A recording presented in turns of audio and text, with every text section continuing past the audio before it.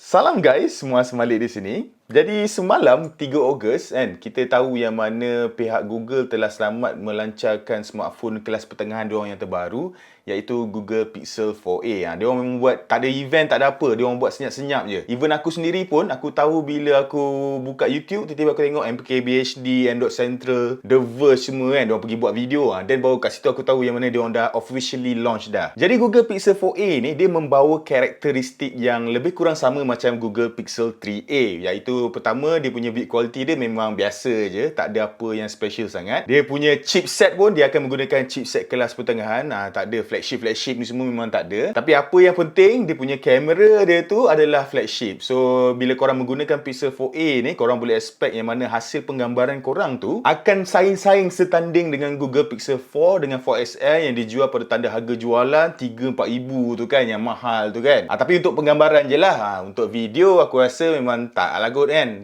Dia sebab dia tak ada hardware tu. So untuk penggambaran, yes, memang most probably korang akan dapat hasil gambar yang sama macam Pixel 4 dan 4XL. Jadi sebelum aku membebel dengan lebih panjang lagi, apa kata kita recap dulu spesifikasi yang terdapat pada Pixel 4a ni, iaitu pertamanya dari segi dia punya spesifikasi dalaman. Jadi Google Pixel 4a ni didatangkan dengan penggunaan chipset daripada Qualcomm, iaitu Qualcomm Snapdragon 730G. Kemudian ianya digandingkan dengan kapasiti RAM sebesar 6GB, internal storage sebesar 128GB, dan ianya masih lagi mempunyai earphone jack. Dan Google Pixel 4a ni didatangkan dalam satu varian warna je, iaitu warna hitam. Tapi hitam dia memang nampak cantik lah, sebab dia hitam jenis matte kan. So memang nice lah kat situ. Untuk skrin hadapan dia pula, ianya didatangkan dengan skrin bersaiz 5.81 inci OLED Full HD. Untuk kapasiti bateri memang bagi aku memang agak besar juga untuk smartphone yang macam ni, iaitu 3140 mAh. Pada bahagian skrin hadapan juga korang akan nampak ada punch hole yang menempatkan kamera selfie 8MP, dan pada bahagian belakang korang akan nampak conventional fingerprint scanner pada bahagian tengah tu, dan satu lagi korang akan nampak ada satu modul. Dia nampak macam dia modul kamera Google Pixel 4. So korang mungkin akan anggap yang mana ianya datangkan dengan dua lens kamera, tapi hakikatnya hanya ada satu lens kamera saja, iaitu 12MP f1.7. Jadi Google Pixel 4a ni sepatutnya dilancarkan pada bulan Mei yang lepas, tapi yelah kita tahu yang mana dia orang punya acara Google I.O. semua telah dibatalkan sebab COVID-19 tu semua. Maka akhirnya dia orang decide untuk launchkan pada bulan Ogos ni lah, iaitu 3 Ogos malam. Actually aku okey je dia orang launch lambat, sebab ada sebab dia lah. Bagi aku dia punya sebab utama dia tu adalah dia punya price range dia. Aku rasa kalau dia orang keluarkan pada bulan Mei yang lepas, berkemungkinan yang mana Google Pixel 4a ni akan dijual pada tanda harga jualan $399. Tapi pada bulan 8 ni, kalau dia orang jual pada harga jualan yang sama, dia akan compete dengan iPhone SE, yang mana iPhone SE ni dijual pada tanda harga $399 juga. Makanya secara officialnya Google Pixel 4a ni korang boleh dapatkan pada tanda harga jualan permulaan $349. Kenapa aku cakap permulaan? Sebab dia ada banyak variant sebenarnya. Yang available sekarang ni adalah Google Pixel 4a. Dia ada juga Google Pixel 4a 5G, yang mana dia menggunakan chip daripada Qualcomm, iaitu Qualcomm Snapdragon 765G. Tapi tu lambat lagi lah. Kalau korang nak Google Pixel 4a ni sekarang, yang ini je lah, variant ni je lah yang ada. So $349 ni kalau kita convert ke duit Malaysia, dia dalam 1,500 lah, nak dekat RM1,500 lah. Which is untuk sebuah smartphone dengan spesifikasi yang macam ni memang agak logik jugalah. Tapi korang kena fikir, Google Pixel 4a ni dia takkan masuk Malaysia secara official. So ini bermakna kalau korang nak dapatkan smartphone ni, is either korang beli direct daripada US ataupun Singapore, ataupun korang beli daripada kedai-kedai gadget yang bawa masuk secara import lah. Jadi kalau korang beli secara import ni, of course lah dia akan ada kos tambahan, iaitu dia akan ada shipping, dia nak kena bayar tax, lepas tu ada tax lain lagi, lepas tu dia nak ambil untung dia sikit. So aku assume bila ada dekat Malaysia nanti, bila ada orang bawa masuk ke Malaysia nanti, harga jualan dia tu mungkin akan dalam range 1,700, 800 hingga ke 2,000 macam tu lah. Which is pada tanda harga jualan yang macam tu, memang dia dah mula start untuk compete dengan iPhone SE lah. Nampak iPhone SE? Yeah. Yes, nanti kan ada review penuh nanti. Nanti aku akan buat video pasal iPhone SE ni, sama ada korang patut beli ataupun tak. Okey, melalut, kita kembali kepada Pixel 4a. Maka macam aku cakap tadi, pada tanda harga jualan kalau 1,008 hingga 2,000 tu, dia dah compete dengan iPhone SE. Dan dekat sini, mungkin korang dah mula start akan ada perasaan ragu-ragu lah. Kalau macam 1,500 tu, dia tak ada ragu-ragu. Memang akan terus beli punya. Tapi bila dah start 1,008 ke 2,000 ni, dia akan mula terdetik kan. Patut ke aku beli? Aku patut ke aku belanja banyak ni? Baby, aku beli iPhone SE. At least di official ada warranty official semua kan? So nampak?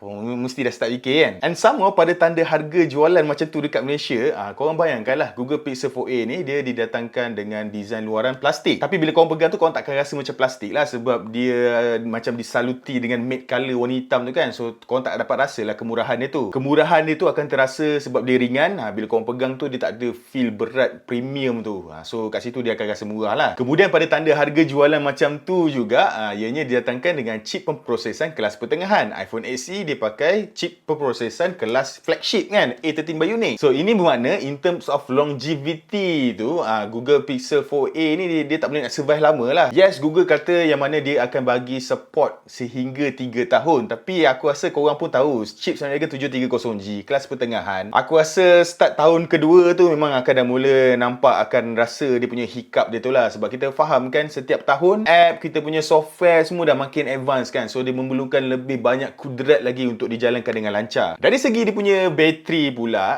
kalau ikut pada review-review yang aku tengok tu, diorang kata diorang dapat average screen on time dalam 4-5 jam. Which is bagi aku memang agak okay lah kalau nak dibandingkan dengan Google Pixel 4 kan. Kita tahu Google Pixel 4 tu dia punya bateri life dia memang teruk orang. And mainly sebab kenapa Google Pixel 4a punya bateri life ni bagus adalah dialah di screen dia tu masih lagi menggunakan 60Hz. Sebab dekat Google Pixel 4 dia gunakan 90Hz kan. So sebab tu dia makan bateri banyak sangat. Makanya sekarang ni apa yang aku nampak, Google Pixel 4a ni dia akan bersaing dengan dua lagi sebuah smartphone, iaitu pertama macam aku cakap tadi, iPhone SE, dan yang keduanya dia akan berlawan dengan OnePlus Nord. So OnePlus Nord ni aku jangkakan yang mana harga jualan rasmi dekat Malaysia tu mungkin dalam 1,700 hingga 1,800 ringgit macam tu lah harga dia. Aku tak tahulah kalau OnePlus Malaysia buat gila, dia bawa masuk varian 12GB je kan. Itu memang harga dia akan lebih daripada 2,000 lah. Jadi kita assume je lah yang mana OnePlus Nord ni akan didatangkan dalam varian yang 8GB tu, which is harga dalam 1,700 hingga 1,800. Maka kalau kita letakkan OnePlus Nord bersebelahan dengan Pixel 4a ni, kat sini dia akan ada dua dunia yang berbeza. Bagi aku, kalau seorang tu dia beli sebuah smartphone tu just untuk mendapatkan kamera, quality kamera yang terbaik, hasil gambar yang bagus pada harga jualan yang betul-betul mampu milik, dan memang dia sepatutnya untuk go for Google Pixel 4a ni. Tapi kalau seseorang tu dia nak beli smartphone tapi dia nak all-rounder, maknanya dia nak screen yang cantik, dia nak bateri yang bagus, dia nak performance yang bagus, and dia pun macam tak ada nak mementingkan sangat quality kamera tu, then memang of course lah dia sepatutnya, logiknya adalah untuk go for OnePlus Nord lah. Sebab memang tak logik lah kalau dia nak pergi ke Google Pixel 4a ni kan, 730G dia tak betul-betul powerful lagi. Sebab OnePlus Nord dia gunakan 765G, which is dia memang equivalent dengan Snapdragon 845. Performance should be fine. Mungkin dekat market yang memang ada Google ni, dekat diorang punya negara macam Singapore, Amerika, mana-mana negara lain yang memang officially ada Google tu, Google Pixel 4a ni should be jadi goreng pisang panas lah. Sebab harga dia tu dekat negara diorang tu should be murah lah. Tapi dekat Malaysia ni, aku tak rasa ianya akan laku keras lah. Sebab orang akan berkira-kira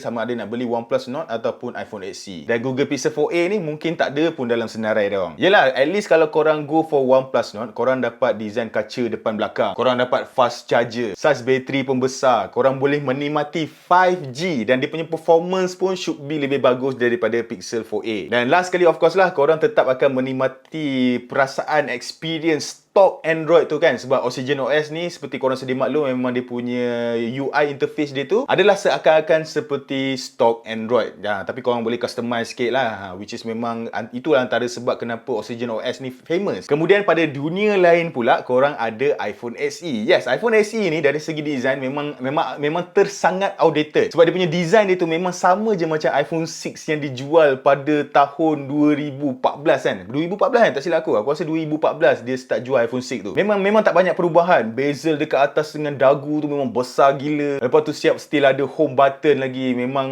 orang kata kalau pakai tu memang nampak macam old school lah. Tapi iPhone dia tetap iPhone. So ini bermakna kalau korang nak merasai penggunaan iOS tu and korang ada bajet dalam RM2,000 and korang nak beli iPhone yang baru, yes memang ada, iaitu ni lah iPhone SE lah. Korang memang boleh beli iPhone second hand tu semua, yang itu kita cerita lain lah. Ni kita cerita harga jualan untuk sebuah smartphone yang baru. And kalau korang beli iPhone SE ni, banyak benda juga yang korang dapat sebenarnya. Pertama, korang akan dapat software update up to 5 to 6 years. Kemudian dia ada kalis air IP67, ada wireless charging, dia punya speaker pun stereo, dia punya screen dia walaupun bukan OLED LCD tapi dia memang LCD yang bagus. Dan yang paling penting sekali, dia ada logo dekat bahagian belakang ni.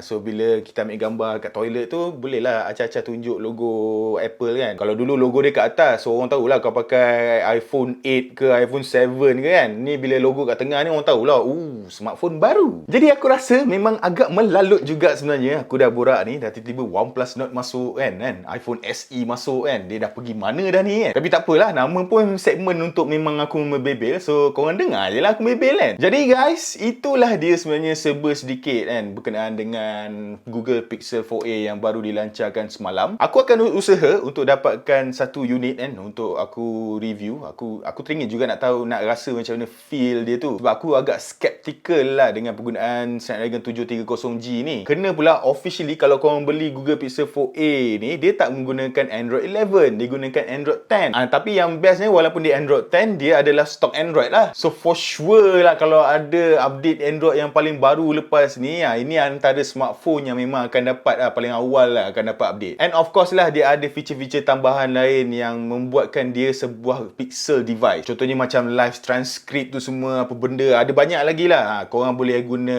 night sight, korang boleh guna portrait mode, walaupun dia tak ada secondary camera telefoto tu, dia akan zoom secara digital lah. So dia ada banyak lah feature-feature yang memang khas ada dekat Google Pixel ni je. Jadi konklusi dia tu, kalau korang boleh dapatkan Google Pixel 4a ni pada tanda harga jualan yang murah, iaitu dalam RM1,500, which is memang agak mustahil. Tapi kalau korang boleh dapat, memang agak berbaloi jugalah. But kita faham lah, bila kedai smartphone dia import device daripada luar negara, of course lah dia nak dapatkan untung sikit kan. And sama dia nak kena bayar tax, shipping tu semua, memang benda tu bukan free. Jadi of course lah dia akan ada kos-kos tambahan dekat situ. Maka kalau ianya dijual pada tanda harga jualan sekitar RM1,800 hingga RM2,000, aku memang tak rasa yang mana ianya berbaloi untuk dibeli. Unless memang korang ni memang beli smartphone tu untuk tujuan penggambaran lah. Korang memang nak gambar, korang nak Google kamera tu kan. Kat situ memang baloi. Tapi lain daripada tu, aku rasa macam tak good. Kalau korang nak rasa macam stock Android, beli OnePlus Note. And pada harga jualan yang sama juga, korang sebenarnya boleh dapatkan iPhone SE yang mana memang dia punya, memang ternyata lah performance dia tu lebih bagus daripada 730G. So itu pendapat aku lah. Pendapat korang macam mana? Apa pendapat korang tentang Google Pixel 4a ni kalau dia once bila memang dia available dekat Malaysia? Korang akan beli tak?